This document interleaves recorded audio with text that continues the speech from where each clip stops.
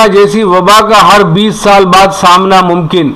Microsoft के बानी Bill Gates ने खबरदार किया है कि कोरोना वायरस जैसी वबा अब हर 20 साल बाद दुनिया को मुतासिर कर सकती है। चुनांचे दुनिया को इसके लिए तैयार रहने की जरूरत है। बरतानवी अखबार को बजरिए स्काइप इंटरव्यू देते हुए बिल गेट्स ने इस बात पर सख्त तशवीश का इजहार किया कि अब तक दुनिया खरबों डॉलर्स खर्च कर चुकी है, ताहम अभी तक कोरोना वायरस पर काबू नहीं पाया जा सका। और ऐसा सिर्फ इसलिए हुआ क्योंकि दुनिया का तिब्बी निजाम इसके लिए तैयार नहीं था।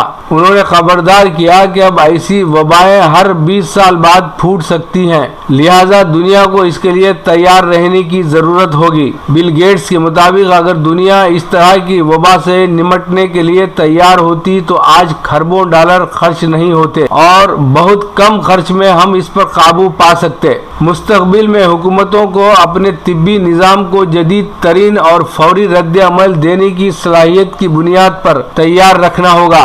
उनके मुताबिक आज हमारी मदद के लिए साइंस मौजूद है।